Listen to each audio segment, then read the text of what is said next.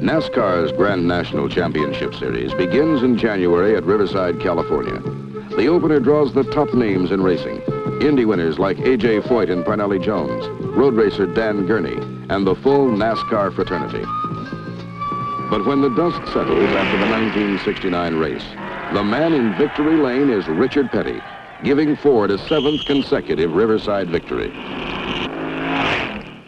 The series then returns to the ovals for a 12-month, 54-race seesaw battle on everything from half-mile dirt tracks to 2.5-mile superspeedways.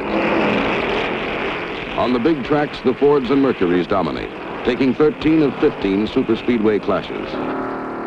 At Daytona in February, Charlie Glotzback leads going into the final lap. He is followed by Leroy Yarbrough in the white number 98 Ford. 100,000 people come to their feet as the cars enter the last turn. Leroy Yarbrough wins the Daytona 500 by inches and begins a string of major victories unparalleled in the history of the sport. Cale Yarborough's Mercury Cyclone is first at Atlanta. Then it's Leroy again with back-to-back victories at Darlington and at Charlotte. Cale edges him on the last lap at Michigan International Speedway. But Leroy returns to make it 2 in a row at Daytona. And Donnie Allison on October 12th at Charlotte clinches the 7th consecutive Manufacturers' Championship for Ford. As the season draws to a close, Leroy has captured an unprecedented 6 superspeedway victories. He will go on to be named Ford's Motorsports Man of the Year, an honor shared in past seasons by drivers such as A.J. Foyt, Mario Andretti, and Cale Yarbrough. But while Leroy's number 98 Ford was the car most often in victory lane on the big tracks, the Drivers' Championship was being contested between Richard Petty and defending Grand National Champion David Pearson. For these two men, the season is still very much alive.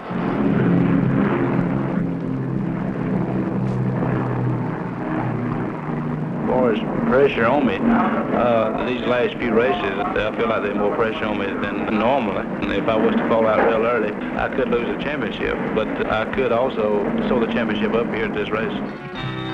On October 26th in Rockingham, North Carolina, David Pearson and Richard Petty will settle their long conflict of 1969.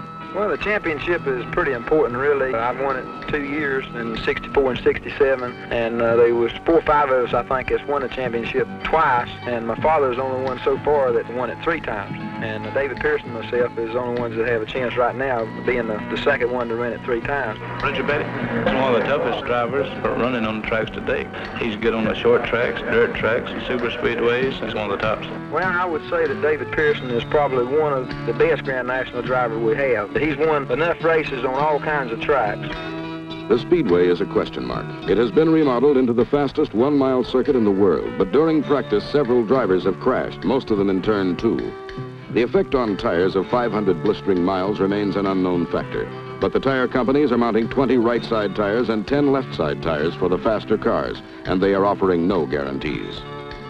They're on the edge all the time, really. They're beyond my edge, maybe beyond your edge, and they know where this edge is, and they will try it just to see, and once in a while it gets to them and they fail. They go beyond their own edge. Yarbrough is among those who crashed during qualifying. Yet even in his backup car, he sets a world's record for the mile oval. He remains the man to beat. I've never been a loser in automobile racing since I first started. The main objective that I had, regardless of what kind of racing I was doing, was to win. And wanting to beat the other guy is just the biggest thing imaginable in your mind. Starting in 7th position in a 1969 Ford from Randleman, North Carolina, car number 43, Richard Petty.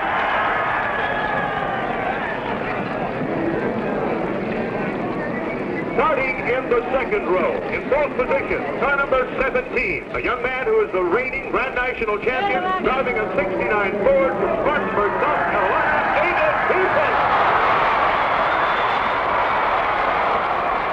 All race car drivers to and in their cars immediately, please. All race car drivers to and in their cars immediately, please. Well, you get tensed a little bit when they say, gentlemen, crank your engine. The biggest thing is just waiting around, waiting, and getting ready to start. Of course, while I'm racing, I chew gum to keep my mouth moist. Driver, twist your engine.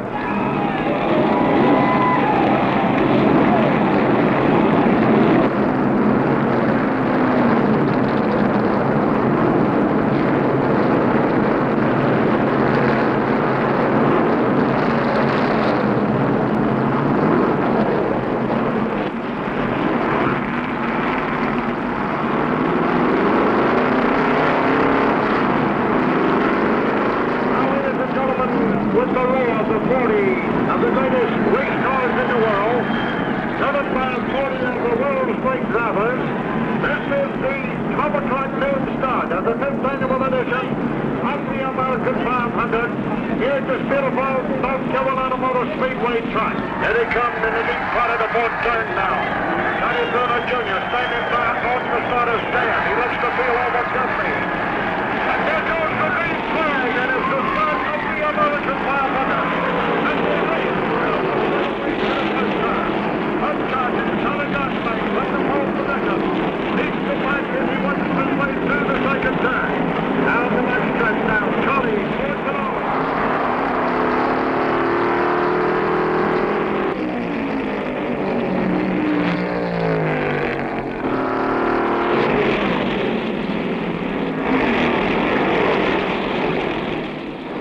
Petty and Pearson are running 7th and 9th, watching each other and both watching the rough pavement on turn 2. With the leaders turning laps of 137 miles an hour, how long will their tires take the punishment? The answer comes on lap 20.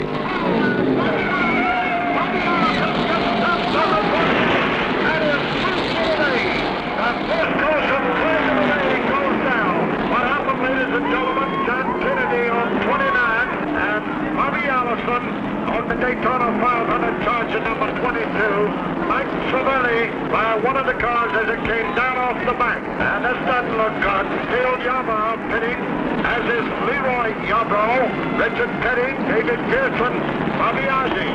And they must be having some tremendous tire wear out there for these top dollars to come in for a change this early. David Pearson, Richard Petty down the pit road. Tremendous tire wear on this track in the early part of this race. Cale Yarbrough is leading now, but Leroy is pressing. Then Leroy makes his move. He is the leader on lap 62. As they battle the automobiles into the third turn,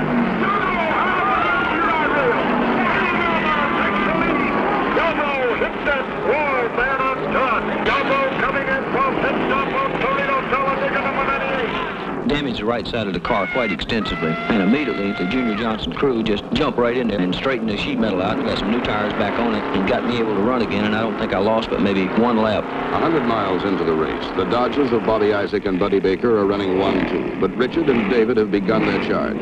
Now there is no holding back, no watching each other. Now they are flat out. By lap 110, they are running 1-2 for the championship.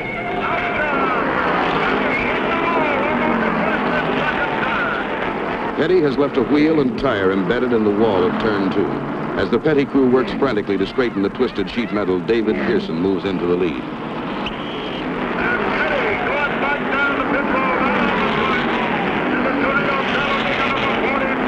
But the impact was too great. The repairs will not hold.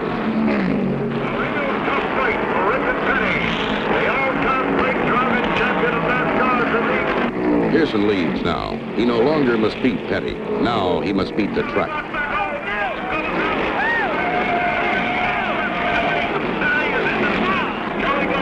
Came down, trying to hold it from going broadside. They are trying to get Donnie out now. Allison has the wind knocked out of him, but is unhurt. In an hour, he will return to the pits as a spectator. On lap 168, Cale Yarbrough is leading.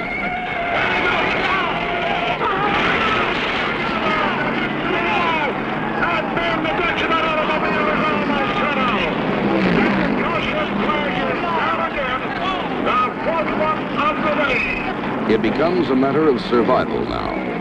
James Hilton, Bobby Isaac, Bobby Johns and Buddy Young, Charlie Glatzbach.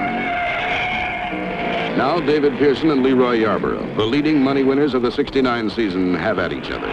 With Petty out, Pearson doesn't need to win this race to remain champion. But as long as the race is there to be won, he will try to win it. David wanted to win the race, and I wanted to win the race. And the way that we go about doing this, I guess, is just run one another hard enough to break. It was pretty evident we weren't going to slow down regardless of what we got on our pit boards and all. Now Leroy Yarbrough comes to the inside to David Pearson. He's trying to get around him. They've got some traffic in the first turn. He goes back into the file. Leroy Yarbrough and David Pearson, side by side, looking for the lead, and Leroy Yarbrough is going to have it, it looks like. But Pearson's engine has developed a misfire. It is over. Yarbrough takes the checkered flag. Pearson is second on 7 cylinders. 17 of 40 cars finish the race. Ladies and gentlemen, Roy Yarbrough for a sensational 7 wins this year on the Super Speedway track. The first time